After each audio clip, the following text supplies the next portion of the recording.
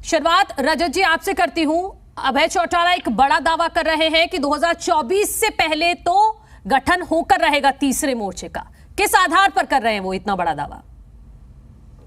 आधार मैं आपको थोड़ा सा इससे, क्योंकि बिल्कुल एक जैसी ही स्थिति थी।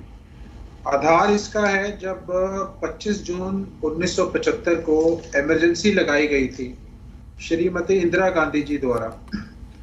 उस समय जेपी नारायण मूवमेंट चला था, तो उसमें जेपी नारायण जी और स्वर्गीय चौधरी देवीलाल जी के प्रयासों से एक देश में मूवमेंट चला था। लेकिन उससे पहले आपको बिल्कुल ना उसका बेस समझना पड़ेगा भी, वो रीजन क्या था, क्या उसके पीछे कारण रहे। तो आज जैसे महंगाई, बेरोजगारी, जीएसटी, अग्निवीर जैसी तानाशाही योजनाएं, ये जो जिसे कहते हैं ना कि जनता के ऊपर मार की जा रही है, उस समय भी कुंवारों को पकड़ के उनकी नसबंदी करा दी जाती थी। प्रेस को बिल्कुल खत्म कर दिया था।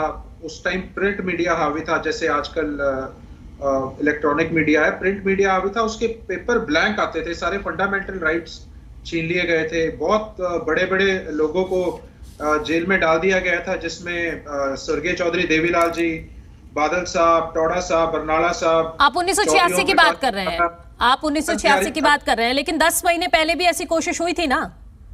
10 महीने पहले भी। आप सुन लीजिए, मैं 1975 से ही बात कर रहा हूँ, जब इमरजेंसी लग गई थी 25 जून को। उस टाइम पे अटल बिहारी वाजपेयी जी, सुषमा स्वराज जी, अडवाणी जी और बहुत से बड़े बड़े नेता हैं, लालू प्रसाद यादव, मुलायम सिंह यादव, मंगल सेन जी बीजेपी से हुआ करते थे। इन सबको उठा के जेल में डाल दिया गया था। पूरा तानाशाही का माहौल था उस टाइम के ऊपर। कांग्रेस ने तो ऑर्डिनेंस के जरिए 5 साल का जो अपना टर्म होता है उसे 6 साल का बढ़ा दिया था इंदिरा जी ने। इंदिरा जी का तो इलेक्शन इलाहाबाद हाईकोर्ट ने उनका इलेक्शन रद्द कर दिया था, उनको तो डीथ्रोन कर दिया था, उनकी सीट से हटा दिया गया था।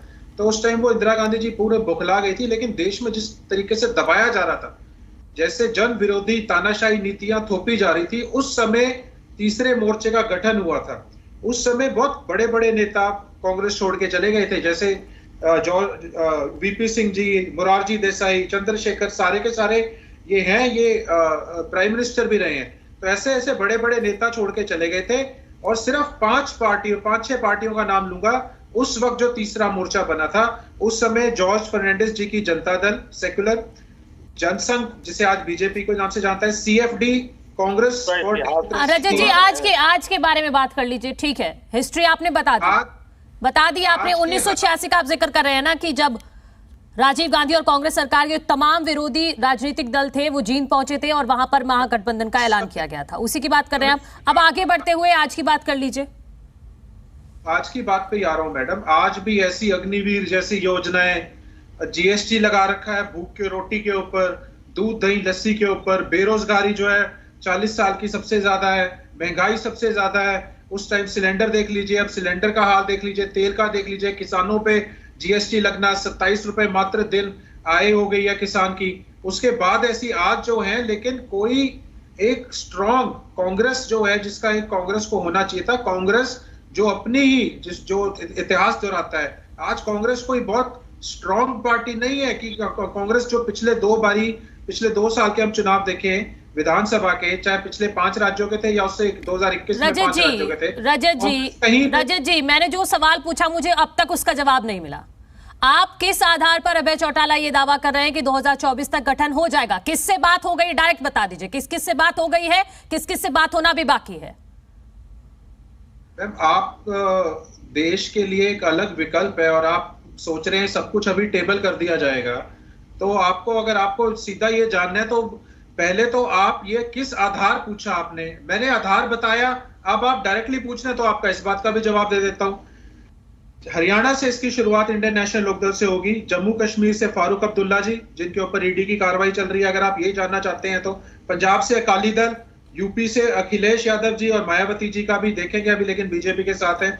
झारखंड से शिबू सोरेन जी, बिहार से आरजेडीयू और जेडीयू दोनों, क्योंकि केसी त्यागी जी के बहुत अच्छे संबंध है चौधरी ओम प्रकाश चौटाला जी से।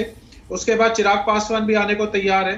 वेस्ट बंगाल से ममता जी से चर्चा चल रही है, महाराष्ट्र में शिवसेना से, आंध्रा के अंदर चंद्रबाबू नायडू जी से चल रही है, तेलंगाना में केसीआर से। तमिलनाडु के अंदर डीएमके से, केरला के अंदर लेफ्ट पार्टी से, नॉर्थ ईस्ट के अंदर सारी स्कैटर्ड पार्टीज है। मैं एक एक करने लगूंगा, फिर आप बोलेंगे कि आपको जवाब नहीं मिला। कर्नाटका के अंदर एचडी देवेगौड़ा है। ऐसे जो बड़े बड़े घटक दल हैं, जो रीजनल पार्टीज हैं, जो अपना वर्चस्व रखती हैं अपने अपने स्टेट के अंदर, वो सारी पार्टियां इकट्ठी होके एक नया तीसरा मोर्चा बनाने का काम करेंगी। इसमें से कुछ पार्टी लग भी सकती है पार्टी के साथ,